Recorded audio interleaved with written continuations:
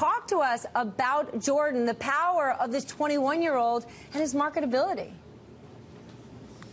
Well, now that he's won a Masters, Steph, certainly it puts him on a new light, joining the likes of Rory McIlroy and Tiger Woods being, obviously, Rory won at an early age. Tiger certainly won at an early age. Spieth last year, Steph, made about $6 million in endorsements. You compare him to another young gun, Rory McIlroy, who's won 4 major championships. He's 25 years old, and Rory makes about $30 million annually in endorsements. Jordan won't get there just yet, but he may not be far away if he keeps winning. Could this do a lot for golf in general, between Rory and Jordan both being young, exciting golfers to watch? Could this be sort of an exciting new story that we're going to watch over the next 10 to 20 years, the rivalry between these two?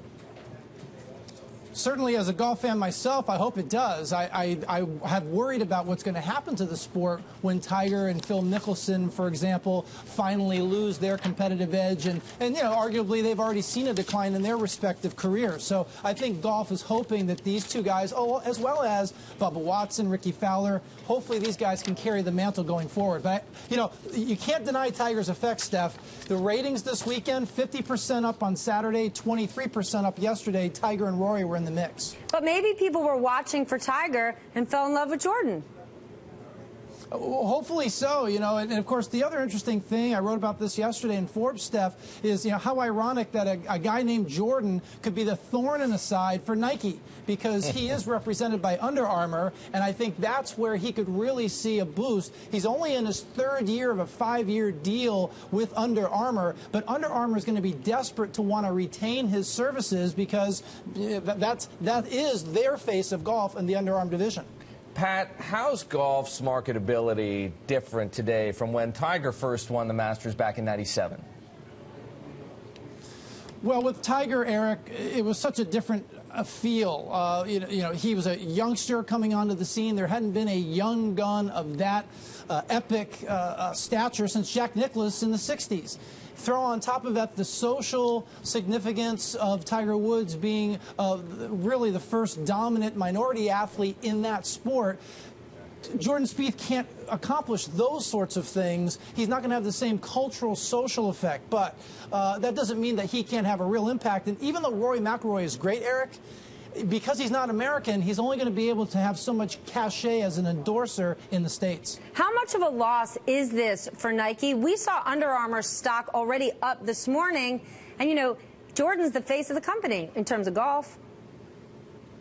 I think Nike's going to be fine. I think they'll survive Justin Spieth winning a few majors because, again, they've got Rory McIlroy. They still have Tiger Woods. I certainly anticipate Tiger will be competitive. He's just shy of 40. I think he still has another 5 good years in him. Rory McIlroy's got another 15, 20 years. So Nike will be fine. What do you think about golf's popularity, let's say, Pat? Does a Jordan Spieth combined with a Rory McIlroy revive the game of golf, at least for an American audience? Because, as we know, for a young audience, fewer and fewer people are playing golf. At least, I mean, if I'm not mistaken, hundreds of thousands fewer people than played just a few years ago. Eric, you hit the nail on the head. In fact, at the World Sports Congress recently out here in Los Angeles, people from all the different sports talked about how valuable getting young people to watch their sport, play their sport, so crucial for fan avidity later in life. And golf, despite Jordan Spieth's success and hopefully him and Rory kind of carrying the mantle, you have seen a decline in the play of golf for a variety of reasons. The recession, people are simply busier, there's more distractions. So I think this will minimize the letdown in the sport, but I unfortunately, I think golf is in that decline state. I don't know what they're going to be able to do to rebound. What other brands, what labels could want to go after Jordan right now? He is sort of this new exciting face, and the fact that he's 21 kind of taps into a different demographic.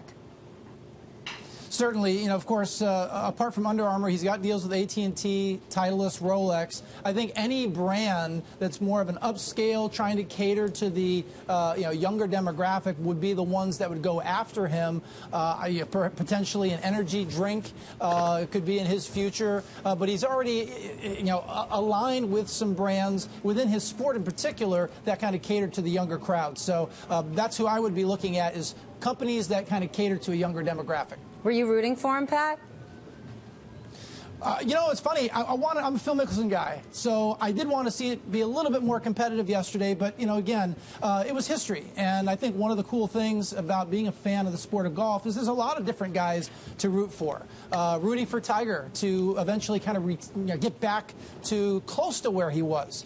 Justin Rose, the Englishman, he's a nice story as well. So the great thing about being a golf fan, you can tell I'm passionate about the sport, is there's nice storylines for everybody. But certainly watching Jordan Spieth make history yesterday, that was something special.